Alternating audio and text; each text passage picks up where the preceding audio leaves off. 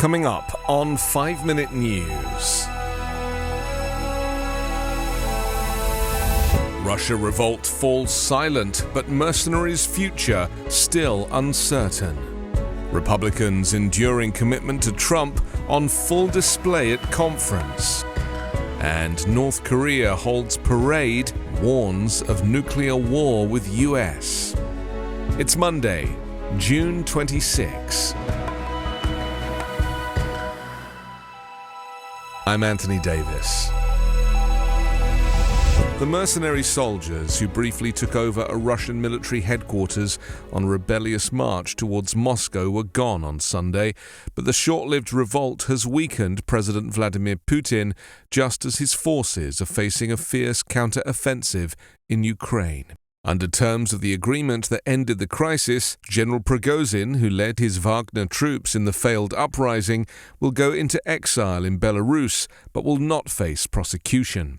It was unclear what would ultimately happen to him and his forces. Few details on the deal were released either by the Kremlin or Belarusian President Alexander Lukashenko, who brokered it. Neither Prigozhin or Putin has been heard from, and top Russian military leaders have also remained silent. U.S. Secretary of State Antony Blinken described the weekend's events as extraordinary, recalling that 16 months ago Putin appeared poised to seize the capital of Ukraine, and now he has to defend Moscow from forces led by his one-time protégé.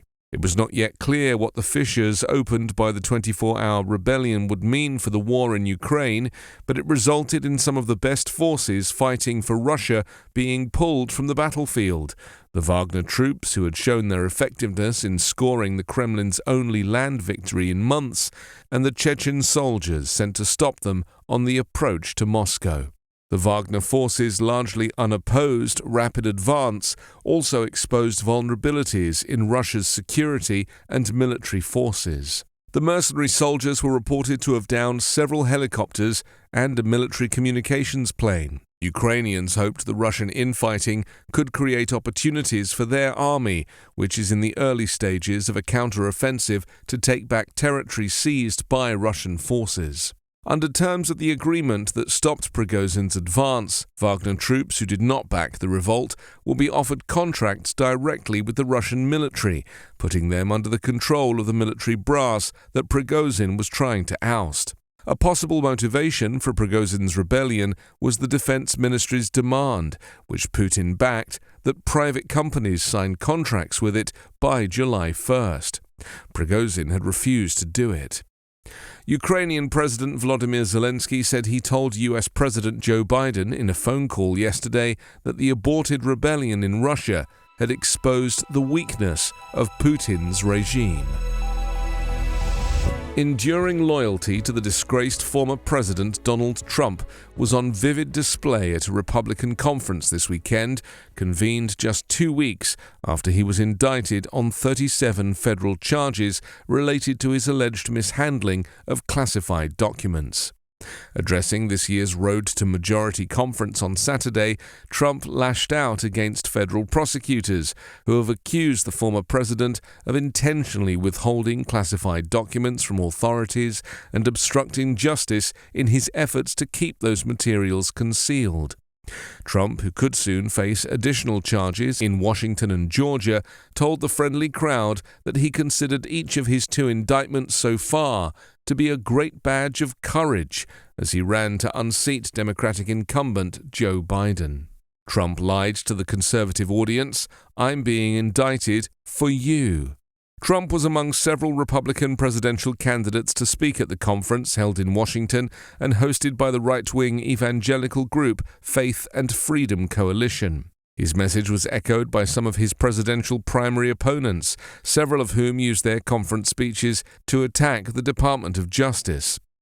Florida Governor Ron DeSantis promised to replace the FBI Director Christopher Wray, appointed during Trump's presidency, while South Carolina U.S. Senator Tim Scott pledged to fire Attorney General Merrick Garland.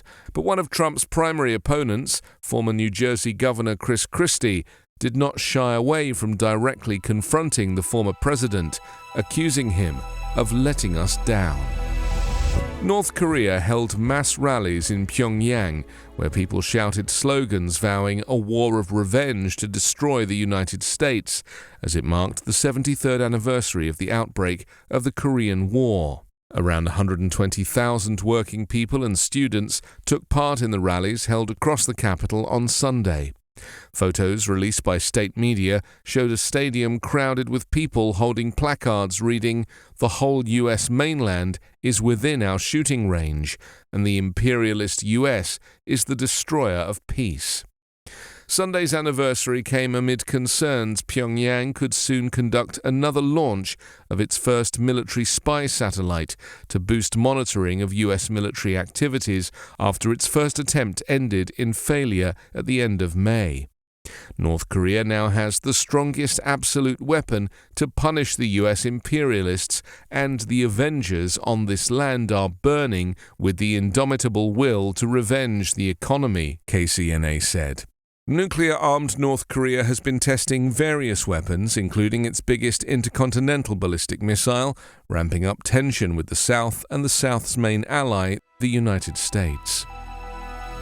5 Minute News is an evergreen podcast covering politics, inequality, health and climate, delivering independent, unbiased and essential world news daily.